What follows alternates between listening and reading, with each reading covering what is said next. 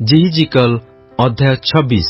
ଅନନ୍ତର ଏକାଦଶ ବର୍ଷରେ ମାସର ପ୍ରଥମ ଦିନରେ ସଦାପ୍ରଭୁଙ୍କର ବାକ୍ୟ ମୋ ନିକଟରେ ଉପସ୍ଥିତ ହେଲା, ଯଥା, ହେ ମନୁଷ୍ୟ ସନ୍ତାନ, ଜେରୁସାଲେମ ବିରୁଦ୍ଧରେ ସ୍ୱର କହିଅଛି, ଭଲ ହେଲା ଯେ ଗୋଷ୍ଠୀୟମାନଙ୍କର ନଗରଦ୍ୱାର ସ୍ୱରୂପ ଥିଲା, ସେ ଭଗ୍ନ ହୋଇଯାଇଅଛି। ସେ ଆମ୍ଭ ଆଡ଼େ ଫେରିଅଛି।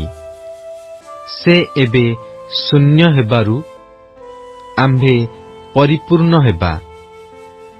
ଏଥିପାଇଁ ପ୍ରଭୁ ସଦାପ୍ରଭୁ ଏହି କଥା କହନ୍ତି, ହେ ସ୍ୱର, ଦେଖ, ଆମ୍ଭେ ତୁମ୍ଭର ପ୍ରତିକୂଳ ଅଟୁ ଓ ସମୁଦ୍ର ଯେପରି ତରଙ୍ଗ ଉଠାଏ, ସେପରି ଆମ୍ଭେ ତୁମ୍ଭ ବିରୁଦ୍ଧରେ ଅନେକ ଗୋଷ୍ଠୀଙ୍କି ଉଠାଇବା।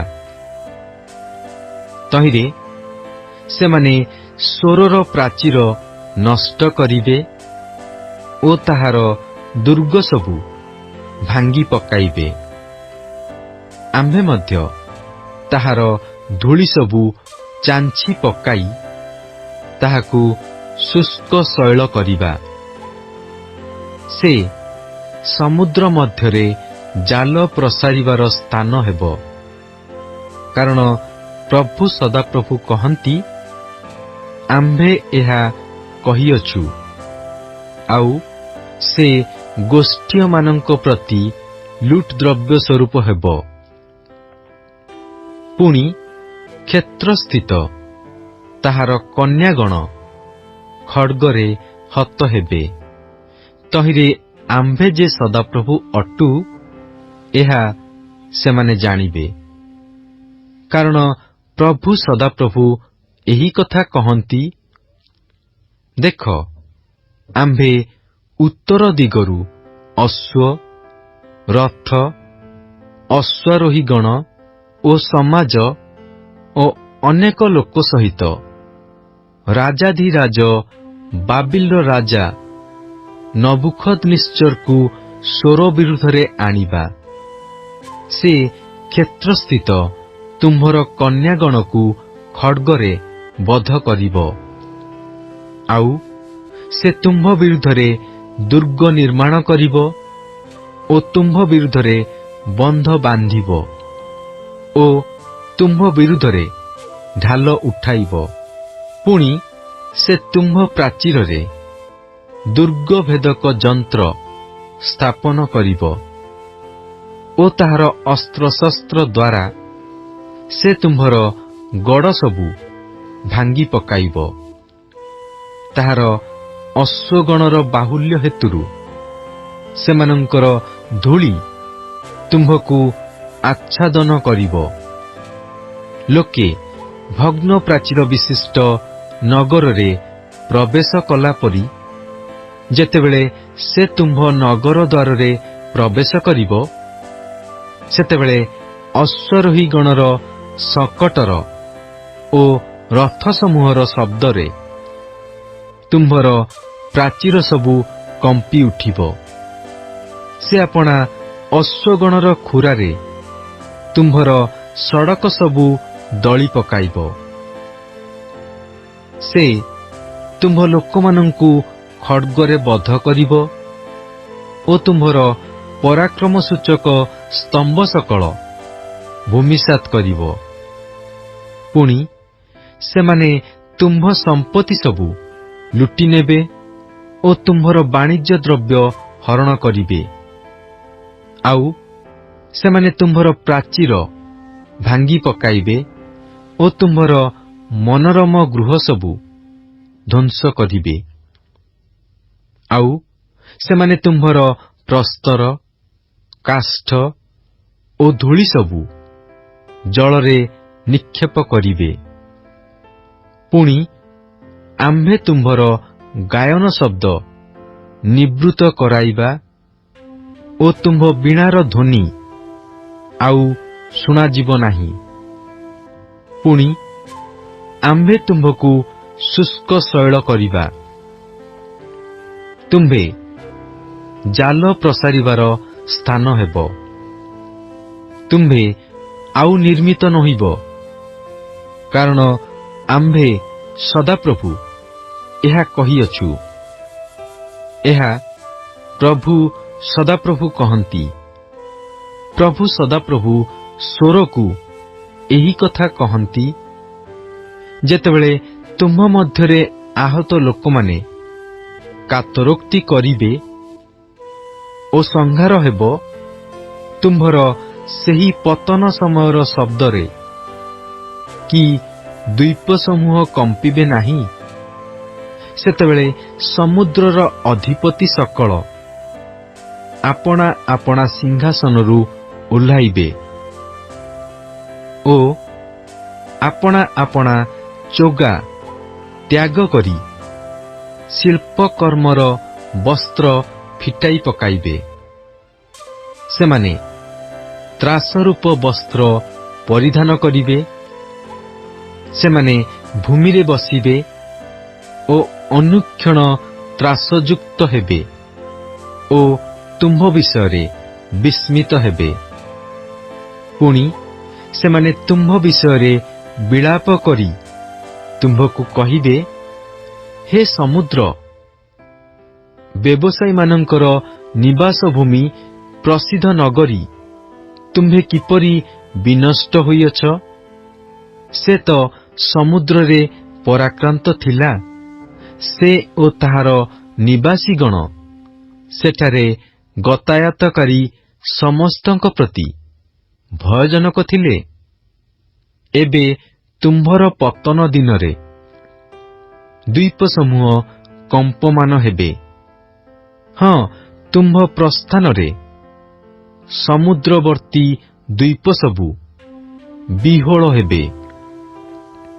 କାରଣ ପ୍ରଭୁ ସଦାପ୍ରଭୁ ଏହି କଥା କହନ୍ତି, ଯେଉଁ ସମୟରେ ଆମ୍ଭେ ତୁମ୍ଭକୁ ନିବାସୀବିହୀନ ନଗର ସମୂହର ତୁଲ୍ୟ ଉଚ୍ଛିନ୍ନ ନଗର କରିବା, ଯେଉଁ ସମୟରେ ଆମ୍ଭେ ଗଭୀର ସାଗରକୁ ତୁମ୍ଭ ଉପରକୁ ଆଣିବା ଓ ମହାଜଳରାଶି ତୁମ୍ଭକୁ ଆଚ୍ଛାଦନ କରିବ, ସେ ସମୟରେ ଆମ୍ଭେ ଗର୍ତ୍ତଗାମୀମାନଙ୍କ ସହିତ ପୁରାତନ କାଳର ଲୋକମାନଙ୍କ ନିକଟକୁ ତୁମ୍ଭକୁ ଓହ୍ଲାଇ ଆଣିବା ଓ ପୃଥିବୀର ଅଧୋଭାଗରେ ଚିରକାଳରୁ ଉଚ୍ଚନ୍ନ ସ୍ଥାନମାନରେ ଗର୍ତ୍ତଗାମୀମାନଙ୍କ ସଙ୍ଗରେ ତୁମ୍ଭକୁ ବାସ କରାଇବା। ତହିଁରେ ତୁମ୍ଭେ ବସତି ସ୍ଥାନ ନୋହିବ। ପୁଣି ଜୀବିତମାନଙ୍କ ଦେଶରେ ଆମ୍ଭେ ଶୋଭା ସ୍ଥାପନ କରିବା। ଆମ୍ଭେ ତୁମ୍ଭକୁ ଭୟଙ୍କରୀ କରିବା।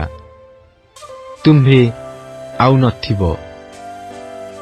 ଯଦ୍ୟପି ତୁମ୍ଭର ଅନ୍ୱେଷଣ କରାଯିବ, ତଥାପି ତୁମ୍ଭର ଉଦ୍ଦେଶ୍ୟ ଆଉ କେବେ ମିଳିବ ନାହିଁ। ଏହା ପ୍ରଭୁ ସଦାପ୍ରଭୁ କହନ୍ତି।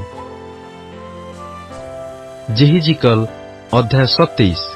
ସଦାପ୍ରଭୁଙ୍କର ବାକ୍ୟ ପୁନର୍ବାର ମୋ ନିକଟରେ ଉପସ୍ଥିତ ହେଲା, ଯଥା, ହେ ମନୁଷ୍ୟ ସନ୍ତାନ, ତୁମ୍ଭେ ସ୍ୱର ବିଷୟରେ ବିଳାପ କର। ଆଉ ସ୍ୱରକୁ କୁହ, ହେ ସମୁଦ୍ରର ପ୍ରବେଶ ସ୍ଥାନ ନିବାସିନୀ, ଅନେକ ଦ୍ୱୀପରେ ଗୋଷ୍ଠୀଗଣର ବାଣିଜ୍ୟକାରିଣୀ ପ୍ରଭୁ ସଦାପ୍ରଭୁ ଏହି କଥା କହନ୍ତି। ହେ ସ୍ୱର, ତୁମ୍ଭେ କହିଅଛ, ମୁଁ ପରମ ସୁନ୍ଦରୀ। ସମୁଦ୍ରଗଣର ମଧ୍ୟସ୍ଥଳରେ ତୁମ୍ଭର ସୀମା। ତୁମ୍ଭର ନିର୍ମାଣକାରୀମାନେ ତୁମ୍ଭର ସୌନ୍ଦର୍ଯ୍ୟ ସିଦ୍ଧ କରିଅଛନ୍ତି। ସେମାନେ ସେନିରୀୟ ଦେବଦାରୁ କାଷ୍ଠରେ ତୁମ୍ଭର ତକ୍ତା ସବୁ ପ୍ରସ୍ତୁତ କରିଅଛନ୍ତି। ସେମାନେ ତୁମ୍ଭର ମାସ୍ତୁଲ ପ୍ରସ୍ତୁତ କରିବା ପାଇଁ ଲିବାନୋନରୁ ଏରସ କାଷ୍ଠ ନେଇଅଛନ୍ତି। ବାସନର ଅଲନ କାଷ୍ଠରେ ସେମାନେ ତୁମ୍ଭର ଆହୁଲା ପ୍ରସ୍ତୁତ କରିଅଛନ୍ତି। ସେମାନେ କିତ୍ତିମ୍ ଦ୍ୱୀପରୁ ଆନିତ ତାସୁର କାଷ୍ଠରେ ଖଚିତ ହସ୍ତିଦନ୍ତ ଦ୍ୱାରା ତୁମ୍ଭର ଆସନ ନିର୍ମାଣ କରିଅଛନ୍ତି। ତୁମ୍ଭର ଧ୍ୱଜା ହେବା ପାଇଁ ମିଶର ଦେଶରୁ ଆନିତ ସୂଚିକର୍ମରେ ଚିତ୍ରିତ ଶୁଭ୍ର କ୍ଷୋମବସ୍ତ୍ରରେ ତୁମ୍ଭର ପାଲ ପ୍ରସ୍ତୁତ ହୋଇଥିଲା। ତୁମ୍ଭର ଚାନ୍ଦୁଆ ଇଲିଶା ଦ୍ୱୀପସମୂହର ନୀଳ ଓ ଧୂମ୍ରବର୍ଣ୍ଣ ବସ୍ତ୍ରରେ ପ୍ରସ୍ତୁତ ହୋଇଥିଲା। ସିଦୋନ ଓ ଅର୍ବଦ ନିବାସୀମାନେ ତୁମ୍ଭର ଆହୁଲା ମାରିବାର ଲୋକ ଥିଲେ। ହେ ସୋର, ତୁମ୍ଭର ଜ୍ଞାନୀ ଲୋକ ତୁମ୍ଭ ମଧ୍ୟରେ ଥିଲେ। ସେମାନେ ତୁମ୍ଭର କର୍ଣ୍ଣଧାର ହୋଇଥିଲେ। ତୁମ୍ଭର ମଧ୍ୟବର୍ତ୍ତୀ ଗବାଲର ପ୍ରାଚୀନ ବର୍ଗ ଓ ତହିଁର ଜ୍ଞାନୀମାନେ ତୁମ୍ଭର ନୌକା ବଟାଳିବା ଲୋକ ହୋଇଥିଲେ। ସମୁଦ୍ରର ଯାବତୀୟ ଜାହାଜ ଓ ସେମାନଙ୍କର ନାବିକଗଣ ବାଣିଜ୍ୟ ଦ୍ରବ୍ୟ ଧରିବା ନିମନ୍ତେ ତୁମ୍ଭ ମଧ୍ୟରେ ଥିଲେ। ପାରସ୍ୟ, ଲୁଦ୍ ଓ ପୁଟ୍ ଦେଶୀୟମାନେ ତୁମ୍ଭ ସୈନ୍ୟସାମନ୍ତ ମଧ୍ୟରେ ତୁମ୍ଭର ଯୋଦ୍ଧା ଥିଲେ। ସେମାନେ ତୁମ୍ଭ ମଧ୍ୟରେ ଢାଲ ଓ ଟୋପର ଟଙ୍ଗାଇ ରଖିଲେ। ସେମାନେ ତୁମ୍ଭର ଶୋଭା ପ୍ରକାଶ କଲେ। ଅର୍ବଦ୍ର ଲୋକମାନେ ତୁମ୍ଭ ସୈନ୍ୟସାମନ୍ତ ସଙ୍ଗରେ ତୁମ୍ଭ ପ୍ରାଚୀରର ଉପରେ ଚତୁର୍ଦିଗରେ ଥିଲେ ଓ ଯୁଦ୍ଧବୀରମାନେ ତୁମ୍ଭର ସବୁ ଗଡ଼ ଉପରେ ଥିଲେ। ସେମାନେ ତୁମ୍ଭ ପ୍ରାଚୀର ଉପରେ ଚତୁର୍ଦିଗରେ ଆପଣା ଆପଣା ଢାଲ ଟଙ୍ଗାଇଲେ। ସେମାନେ ତୁମ୍ଭର ସୌନ୍ଦର୍ଯ୍ୟ ସିଦ୍ଧ କରିଅଛନ୍ତି। ସବୁ ପ୍ରକାର ଧନର ବାହୁଲ୍ୟ ହେତୁରୁ ତର୍ଷିସ୍ ତୁମ୍ଭର ବଣିକ ଥିଲା। ସେମାନେ ରୂପା, ଲୁହା, ଦସ୍ତା ଓ ସୀସା ଦେଇ ତୁମ୍ଭ ବାଣିଜ୍ୟ ଦ୍ରବ୍ୟର ବ୍ୟବସାୟ କଲେ। ଜବନ, ତୁବଲ ଓ ମେଶକ ତୁମ୍ଭର ବ୍ୟବସାୟୀ ଥିଲେ। ସେମାନେ ମନୁଷ୍ୟ ଓ ପିତ୍ତଳର ପାତ୍ର ଦେଇ ତୁମ୍ଭ ବାଣିଜ୍ୟ ଦ୍ରବ୍ୟର ବ୍ୟବସାୟ କଲେ। ତୋଗର୍ମ ବଂଶୀୟ ଲୋକମାନେ ଅଶ୍ୱ, ଯୁଦ୍ଧାଶ୍ୱ ଓ ଖଚର ଦେଇ ତୁମ୍ଭ ବାଣିଜ୍ୟ ଦ୍ରବ୍ୟର ବ୍ୟବସାୟ କଲେ। ଦଦାନର ଲୋକମାନେ ତୁମ୍ଭର ବ୍ୟବସାୟୀ ଥିଲେ। ଅନେକ ଦ୍ୱୀପ ତୁମ୍ଭର ହସ୍ତଗତ ଗଞ୍ଜ ଥିଲା। ସେମାନେ ତୁମ୍ଭ ବାଣିଜ୍ୟ ଦ୍ରବ୍ୟର ବଦଳେ ହସ୍ତିଦନ୍ତର ଶୃଙ୍ଗ ଓ ଅବଲୁଷ୍କାଷ୍ଠ ଆଣିଲେ। ତୁମ୍ଭ ହସ୍ତନିର୍ମିତ ଦ୍ରବ୍ୟର ବାହୁଲ୍ୟ ହେତୁ ଅରାମ ତୁମ୍ଭର ବଣିକ ଥିଲା। ସେମାନେ ତାମ୍ରମଣି, ଧୂମ୍ରବର୍ଣ୍ଣ ଓ ବୁଟାଦର ବସ୍ତ୍ର, କ୍ଷୋମବସ୍ତ୍ର ଆଉ ପ୍ରବାଳ ଓ ପଦ୍ମରାଗମଣି ଦେଇ ତୁମ୍ଭ ବାଣିଜ୍ୟ ଦ୍ରବ୍ୟର ବ୍ୟବସାୟ କଲେ। ଜିହୁଦା ଓ ଇସ୍ରାଏଲ ଦେଶ ତୁମ୍ଭର ବ୍ୟବସାୟୀ ଥିଲେ। ସେମାନେ ମିନିତର ଗହମ ଓ ମିଷ୍ଟାନ, ମଧୁ, ତୈଳ ଓ ଗୁଗୁଳ ଦେଇ ତୁମ୍ଭ ବାଣିଜ୍ୟ ଦ୍ରବ୍ୟର ବ୍ୟବସାୟ କଲେ। ସର୍ବପ୍ରକାର ଧନର ବାହୁଲ୍ୟ କ୍ରମେ ତୁମ୍ଭର ହସ୍ତନିର୍ମିତ ଦ୍ରବ୍ୟର ବାହୁଲ୍ୟ ହେତୁରୁ ଦମେଶକ ତୁମ୍ଭର ବଣିକ ଥିଲା। ସେମାନେ ହିଲବୋନର ଦ୍ରାକ୍ଷାରସ ଓ ଶୁଭ୍ର ମେସଲମ ଦେଲେ। ଦଦାନ ଓ ଜବନ ଲୋମ ନିର୍ମିତ ସୂତ୍ର ଦେଇ ତୁମ୍ଭ ବାଣିଜ୍ୟ ଦ୍ରବ୍ୟର ବ୍ୟବସାୟ କଲେ। ତୁମ୍ଭ ବାଣିଜ୍ୟ ଦ୍ରବ୍ୟ ମଧ୍ୟରେ କାନ୍ତ ଲୌହ, ଗୁଡ଼ ତୋକ୍ ଓ ସୁଗନ୍ଧି ବଚ ଥିଲା। ଦଦାନ ବାହନର ଉପଯୋଗୀ ବହୁମୂଲ୍ୟ ବସ୍ତ୍ରାଦିରେ ତୁମ୍ଭର ବ୍ୟବସାୟୀ ଥିଲା। ଆରବ ଓ କେଦରର ଅଧିପତି ସମସ୍ତେ ତୁମ୍ଭର ହସ୍ତଗତ ବଣିକ ଥିଲେ।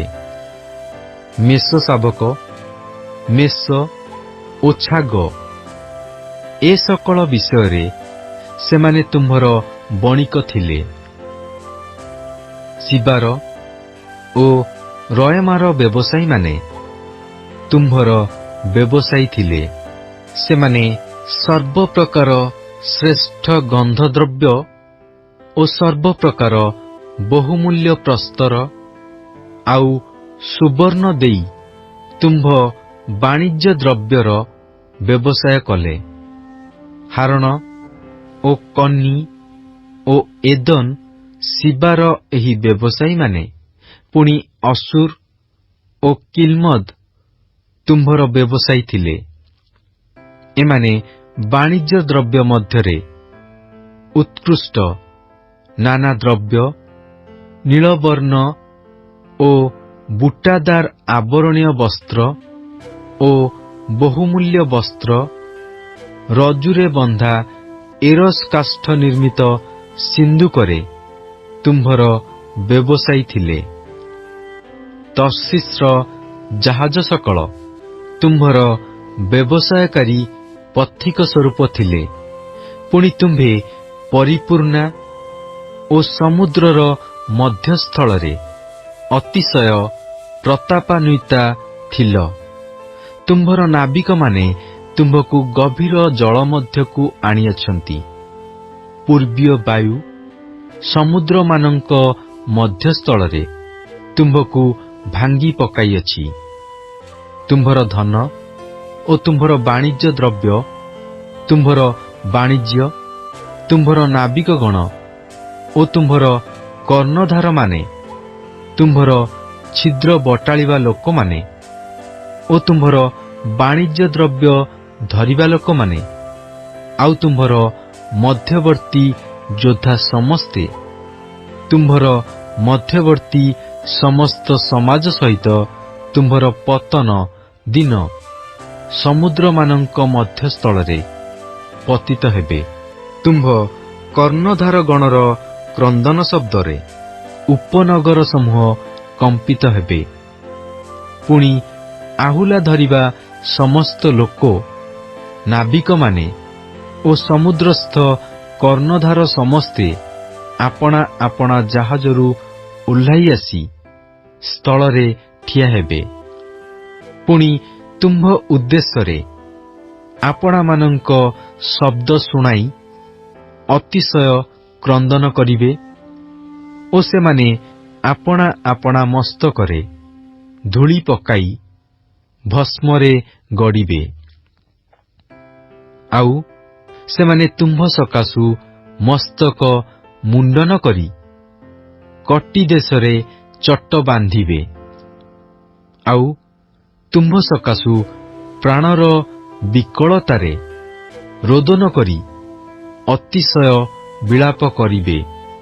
ପୁଣି ସେମାନେ ଆପଣାମାନଙ୍କର ଶୋକ ସମୟରେ ତୁମ୍ଭ ଉଦ୍ଦେଶ୍ୟରେ ବିଳାପ କରି ତୁମ୍ଭ ବିଷୟରେ ଏହି କଥା କହି ବିଳାପ କରିବେ, ସ୍ୱର ପରି ଯେ ସମୁଦ୍ର ମଧ୍ୟସ୍ଥାନରେ ନିସ୍ତବ୍ଧା ହେଲା, ତାହାପରି କିଏ ଅଛି?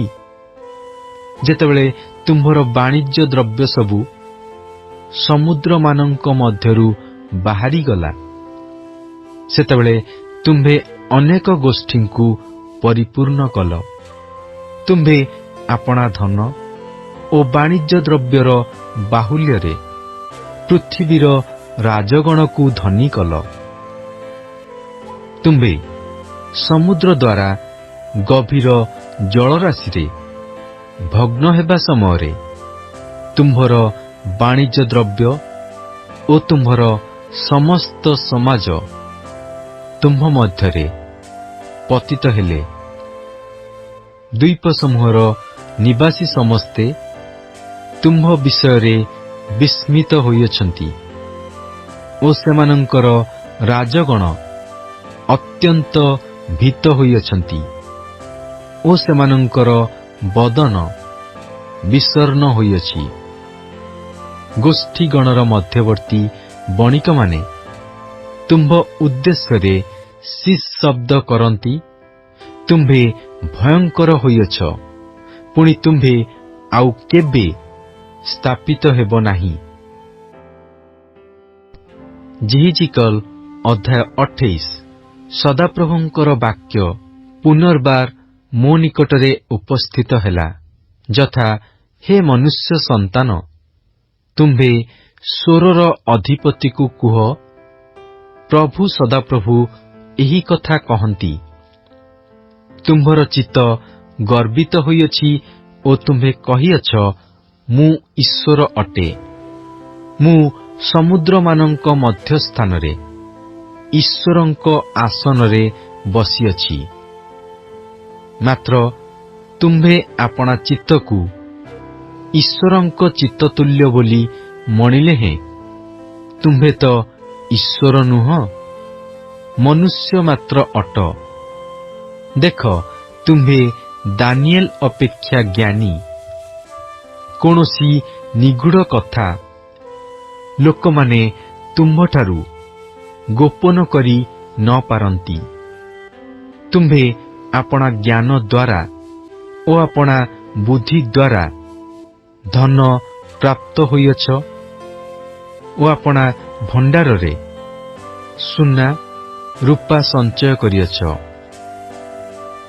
ତୁମ୍ଭେ ଆପଣାର ମହାଜ୍ଞାନ ଦ୍ୱାରା ଓ ବାଣିଜ୍ୟ ଦ୍ୱାରା ଆପଣାର ଧନ ବଢ଼ାଇଅଛ, ଆଉ ତୁମ୍ଭର ଧନ ସକାଶୁ ତୁମ୍ଭର ଚିତ୍ତ ଗର୍ବିତ ହୋଇଅଛି। ଏଥିପାଇଁ ପ୍ରଭୁ ସଦାପ୍ରଭୁ ଏହି କଥା କହନ୍ତି, ତୁମ୍ଭେ ଆପଣା ଚିତ୍ତକୁ ଈଶ୍ୱରଙ୍କ ଚିତ୍ତତୁଲ୍ୟ ବୋଲି ମଣିବା ହେତୁରୁ ଦେଖ, ଆମ୍ଭେ ବିଦେଶୀୟମାନଙ୍କୁ ଗୋଷ୍ଠୀଗଣ ମଧ୍ୟରେ ଭୟଙ୍କର ଲୋକମାନଙ୍କୁ ତୁମ୍ଭ ବିରୁଦ୍ଧରେ ଆଣିବା। ତହିଁରେ ସେମାନେ ତୁମ୍ଭର ଜ୍ଞାନରୂପ ସୌନ୍ଦର୍ଯ୍ୟର ପ୍ରତିକୂଳରେ ଆପଣା ଆପଣା ଖଡ୍ଗ ନିଷ୍କୋଷ କରିବେ ଓ ତୁମ୍ଭର ଶୋଭା ଭ୍ରଷ୍ଟ କରିବେ।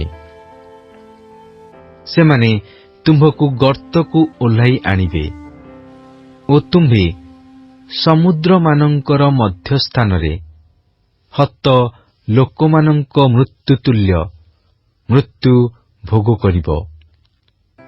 ତଥାପି ତୁମ୍ଭେ କି ଆପଣା ବଧକାରୀର ସାକ୍ଷାତରେ କହିବ, ମୁଁ ଈଶ୍ୱର? ମାତ୍ର ତୁମ୍ଭେ ତ ଆପଣା ଆଘାତକାରୀର ହସ୍ତରେ ମନୁଷ୍ୟ ମାତ୍ର ଅଟ, ଈଶ୍ୱର ନୁହଁ। ତୁମ୍ଭେ ବିଦେଶୀୟମାନଙ୍କ ହସ୍ତରେ ଅସୁନତ ଲୋକମାନଙ୍କ ତୁଲ୍ୟ ମରିବ, କାରଣ ଆମ୍ଭେ ଏହା କହିଅଛୁ। ଏହା ପ୍ରଭୁ ସଦାପ୍ରଭୁ କହନ୍ତି। ଆହୁରି ସଦାପ୍ରଭୁଙ୍କର ବାକ୍ୟ ମୋ ନିକଟରେ ଉପସ୍ଥିତ ହେଲା, ଯଥା, ହେ ମନୁଷ୍ୟ ସନ୍ତାନ, ତୁମ୍ଭେ ସ୍ୱରର ରାଜା ବିଷୟରେ ବିଳାପ କର ଓ ତାହାକୁ କୁହ, ପ୍ରଭୁ ସଦାପ୍ରଭୁ ଏହି କଥା କହନ୍ତି, ତୁମ୍ଭେ ଜ୍ଞାନରେ ପୂର୍ଣ୍ଣ ଓ ସୌନ୍ଦର୍ଯ୍ୟରେ ସିଦ୍ଧ ଉଭୟର ମୁଦ୍ରାଙ୍କ କରୁଅଛ।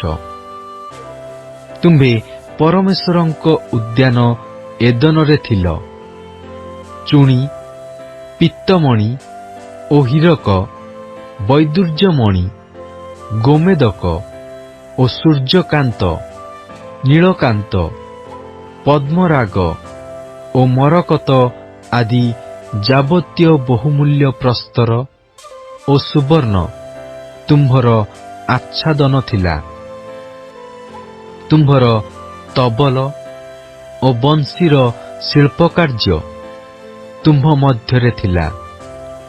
ତୁମ୍ଭେ ସୃଷ୍ଟ ହେବା ଦିନ ସେ ସବୁ ପ୍ରସ୍ତୁତ ହୋଇଥିଲା।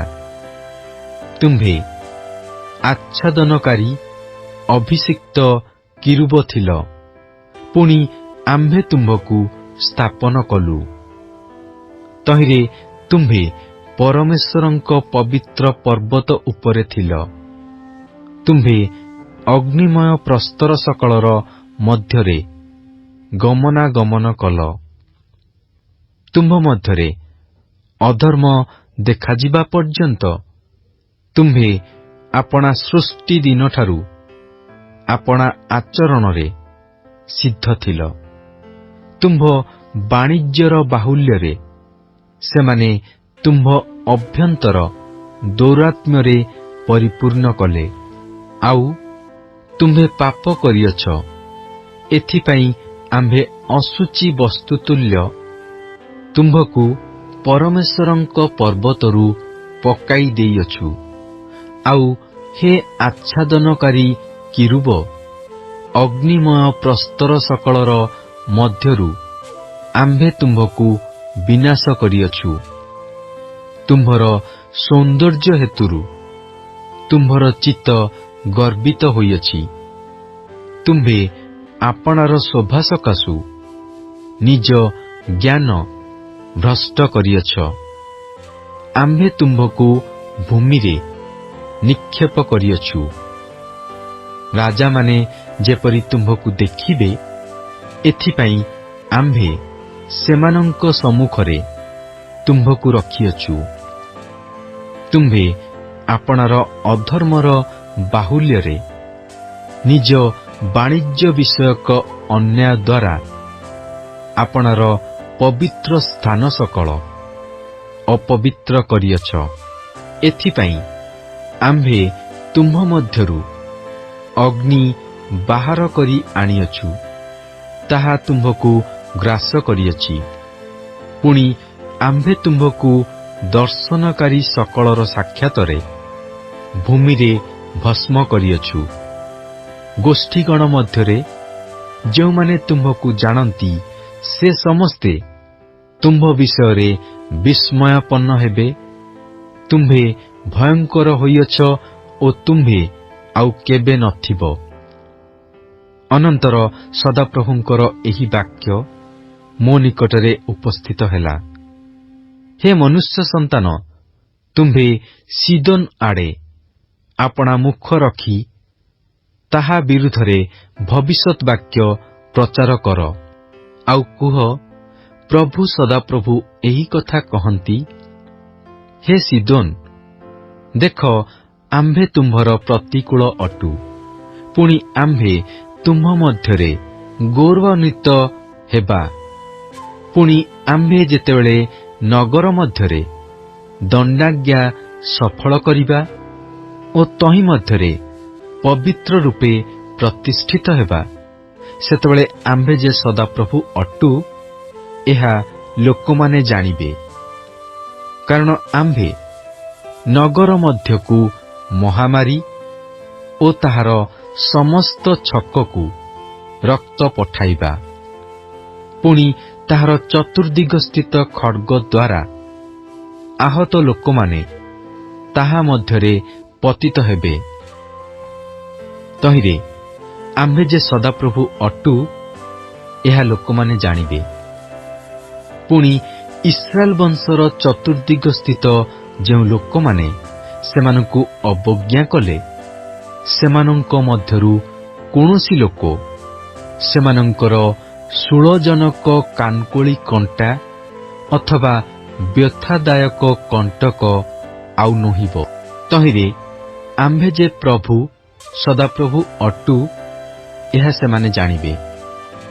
ପ୍ରଭୁ ସଦାପ୍ରଭୁ ଏହି କଥା କହନ୍ତି, ଯେଉଁ ଗୋଷ୍ଠୀଗଣ ମଧ୍ୟରେ ଇସ୍ରାଏଲ ବଂଶ ଛିନ୍ନ ଭିନ୍ନ ହୋଇଅଛନ୍ତି, ସେମାନଙ୍କ ମଧ୍ୟରୁ ଯେତେବେଳେ ଆମ୍ଭେ ସେମାନଙ୍କୁ ସଂଗ୍ରହ କରିବା ଓ ନାନା ଦେଶୀୟମାନଙ୍କ ସାକ୍ଷାତରେ ସେମାନଙ୍କ ମଧ୍ୟରେ ପବିତ୍ର ରୂପେ ପ୍ରତିପନ୍ନ ହେବା, ସେତେବେଳେ ଆମ୍ଭେ ନିଜ ଦାସ ଯାକୁବକୁ ଯେଉଁ ଦେଶ ଦେଇଥିଲୁ, ସେମାନେ ଆପଣାମାନଙ୍କର ସେହି ଦେଶରେ ବାସ କରିବେ। ପୁଣି ସେମାନେ ତହିଁ ମଧ୍ୟରେ ନିରାପଦରେ ବାସ କରିବେ। ହଁ, ଆମ୍ଭେ ସେମାନଙ୍କର ଅବଜ୍ଞାକାରୀ ଚତୁର୍ଦିଗ ସ୍ଥିତ ସକଳ ଲୋକଙ୍କ ଉପରେ ଦଣ୍ଡାଜ୍ଞା ସଫଳ କଲା ଉତ୍ତାରେ ସେମାନେ ଗୃହ ନିର୍ମାଣ କରିବେ ଓ ଦ୍ରାକ୍ଷାକ୍ଷେତ୍ର ପ୍ରସ୍ତୁତ କରିବେ ଆଉ ନିରାପଦରେ ବାସ କରିବେ। ତହିଁରେ ଆମ୍ଭେ ଯେ ସଦାପ୍ରଭୁ ସେମାନଙ୍କର ପରମେଶ୍ୱର ଅଟୁ, ଏହା ସେମାନେ ଜାଣିବେ।